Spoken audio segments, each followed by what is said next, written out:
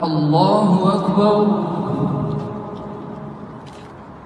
समिअल्लाहु लिमन हमिदा अल्लाहु अकबर अल्लाहु अकबर अल्लाहु अकबर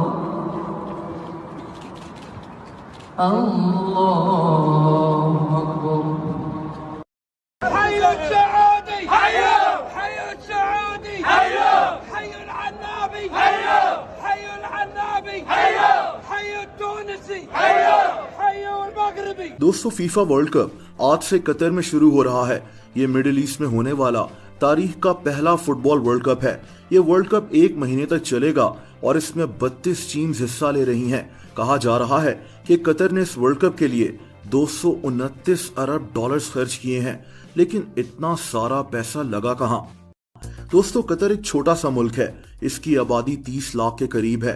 12 साल पहले 2 दिसंबर 2010 को कतर के पास इस वर्ल्ड कप को होस्ट करने के राइट्स आ गए थे। ये कतर के लिए बहुत बड़ी बात थी, लेकिन सब हैरान थे कि इतना छोटा सा मुल्क एक फुटबॉल वर्ल्ड कप कैसे ऑर्गेनाइज करेगा। कतर की शदीद गर्मी में खिलाड़ी खेलेंगे कैसे? कतर के पास 12 साल का अरसा था और इन्होंने तभी से इस वर्ल्ड कप पर काम करना शुरू कर दिया था। दोस्तों, कतर ने 7 नए स्टेडियम्स और एक स्टेडियम को नए सिरे से तामीर करने का फैसला किया। रोड्स हो, रेल ट्रैक्स हो, अपने वाहिद इंटरनेशनल एयरपोर्ट को बड़ा करना हो या फिर लाखों फैंस के लिए रहने का इंतजाम करना हो, ये चैलेंज आसान नहीं था। कतर में सिर्फ स्टेडियम्स की तामीर के लिए पाकिस्तान, इंडिया, नेपाल, बांग्लादेश वगैरह से 30,000 वर्कर्स ने काम किया है। एक बुरी खबर यह भी सामने आई कि पिछले 12 साल में 6,500 वर्कर्स इस दौरान काम करते हुए मारे गए। इस पर बड़ी तनकीद भी हुई, लेकिन कतर की हुकूमत ने इस बात से इनकार किया है। इनके मुताबिक 37 मजदूरों की मौत हुई है। अब सच क्या है ये बताना मुश्किल है।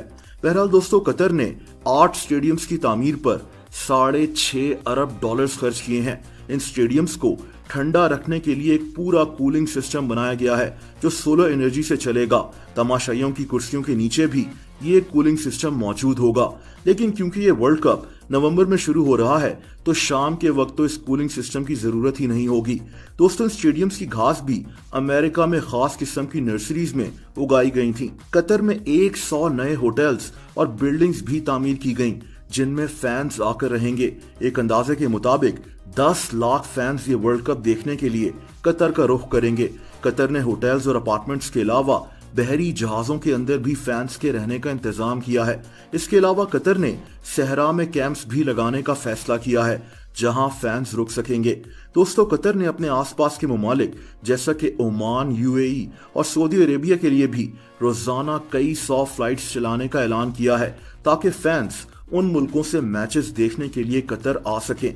यहाँ एक बात जानना जरूरी है, और वो ये कि 229 अरब डॉलर्स सिर्फ इस वर्ल्ड कप पर खर्च नहीं हो रहे, बल्कि ये कतर के नेशनल विजन 2030 का हिस्सा है। इसमें कतर ने 2030 तक अपनी रोड्स, अपना इंफ्रास्ट्रक्चर, अपने एयरपोर्ट वगैरह को बेहतर बनाना है। तो ऐसा नहीं है कि कतर ने 229 अरब डॉलर्स सिर्फ और सिर्फ इसी वर्ल्ड कप पर लगा दिए हैं। इसमें से ज्यादातर पैसा उन चीजों पर लगा है जो कतर ने वैसे ही बनानी थी, जैसा कि रोड्स, जिसका फायदा कतर को आगे चलकर भी होगा।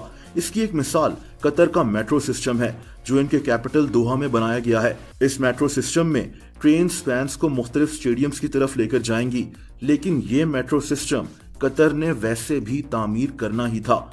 एक बात जो काफी इंटरेस्टिंग है, वो कतर में बनाए गए स्टेडियम्स हैं। वर्ल्ड कप के बाद ये स्टेडियम्स वीरान पड़ जाएंगे। कतर की अपनी कोई खास फुटबॉल टीम नहीं है और ना ही इनकी कोई अपनी बहुत बड़ी फुटबॉल लीग होती है। कतर एक छोटा सा मुल्क है और इतने बड़े स्टेडियम्स वर्ल्ड कप के बाद खाली ही